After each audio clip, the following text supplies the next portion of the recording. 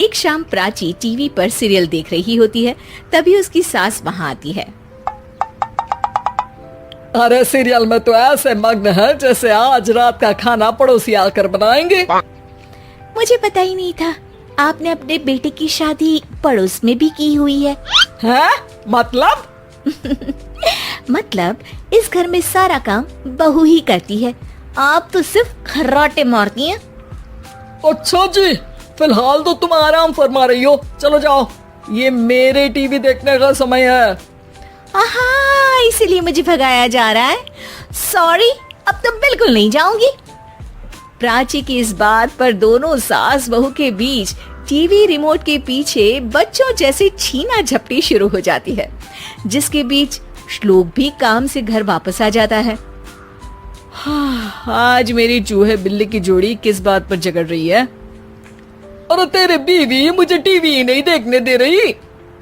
अरे तुम्हारी मम्मी मुझे खाना बनाने के लिए फोर्स कर रही है। अरे वाह, ऐसे बेतुके रीजन पर तो बच्चे भी झगड़ा नहीं करते। अरे मुझे कुछ मत बोल, सब इसने ही शुरू किया है।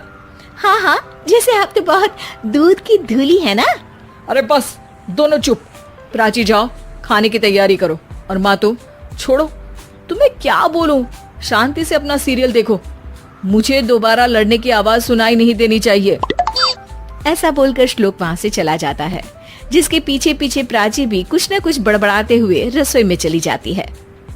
हाँ हाँ, सासू जी को तो कुछ बोलेंगे ही नहीं, बस मुझ पर ही हुक्म चलता है, खाना बनाओ, जैसे मैं इनके घर में खाना बनाने के लिए आई हूँ। इसी तरह शाम बीतती है और रात को श्लोक और प्राची की सास खाना खाकर सोने चले जाते हैं, लेकिन प्राची गुस्से में कुछ खाए बिना काम में ही लगी रहती है।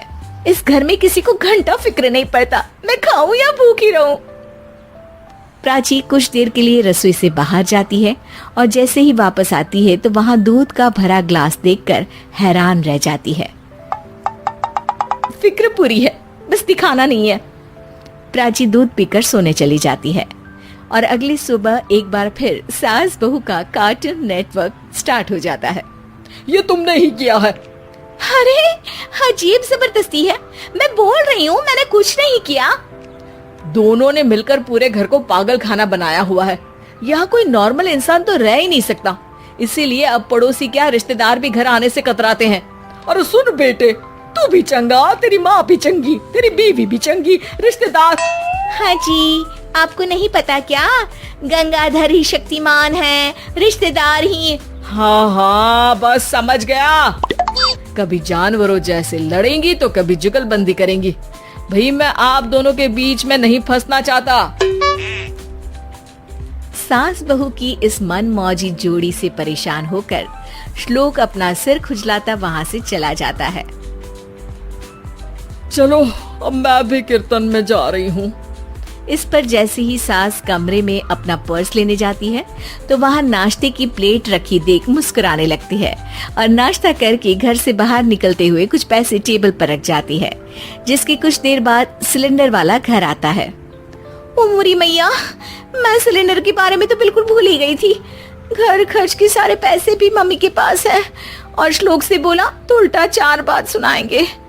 प्राची ये सोच ही रही होती है कि अचानक उसका चेहरा चमक उठता है और वो घर में आकर इधर उधर देखने लगती है। तभी उसकी नजर टेबल पर रखे पैसों पर पड़ती है, जिन्हें वो सिलेंडर वाले को दे देती है। ये सब श्लोक देख लेता है।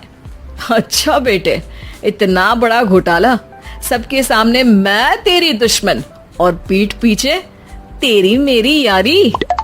इस पर श्लोक एक प्लान बनाता है और शाम को सब एक साथ बैठे होने पर बोलने लगता है। माँ, तुम दोनों की बहुत लड़ाई होती है, इसलिए मैं सोच रहा हूँ कि प्राची को उसके घर छोड़ाऊं, इससे वो भी खुश रहेगी और तुम भी। अचानक श्लोक की ये बात सुनकर सास बहू शौक से उसकी तरफ देखती हैं। अरे ऐसे कैसे घर छोड़ाओगे, मुझे कहीं नहीं जाना। अरे तुमने बोला नहीं पर मैंने सुन लिया, तुम्हें मम्मी के साथ रहना अच्छा नहीं लगता, मुझे पता है। अरे वो अरे, जब बहू खुद कुछ काम बोले तो वो तुझे सुनता नहीं, और अब जो इसने बोला ही नहीं वो तू समझ गया। जब उसे नहीं जाना तो फिर जबरदस्ती क्यों कर रहा है? अच्छा, फिर आपको मौसी के घर छोड़ाता हूँ, बस अब आप दोनों एक घर में एक छत के नीचे नहीं रह सकती। मैं इस टॉम एंड जेरी की जोड़ी को और नहीं झेल सकता। है?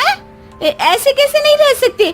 तुम्हें इतनी दिक्कत है तो तुम्हारा बोरिया बिस्तर पैक कर देती हूँ, लेकिन मम्मी जी कहीं नहीं जाएंगी। बिल्कुल यही सुनना था मुझे। अगर दोनों में इतना ही प्यार है फिर हर वक्त ये लड़ाई का नाटक क्यों करती हो? देखा मैंने कैसे माँ किचन में दूध रखती है और तुम उनके लिए कमरे में नाश्ता रखती हो, और कैसे वो पहले ही तुम्हारी दिक्कत समझकर घर में पैसे रखकर बाहर जाती है। अरे भाई, इतना ड्रामा तो डेली सोप में भी नहीं होता जितना तुम दोनों ने इस घर में फैलाया हुआ है। तू हमें टॉम एंड जेरी बोलता है ना, तो याद कर वो दोनों भी एक दूसरे को बाहर वालों की बुरी नजर से बचाने के लिए हमेशा सबके सामने लड़ते थे, लेकिन अकेले में दिक्कत के समय मदद भी तो करते थे। बस हमारा रिश्ता भी कुछ ऐसा ही है। और वैसे भी अगर सास बहू में तू मैं नहीं होती तो दुनिया वालों को कहानियां कैसे मिलेंगी?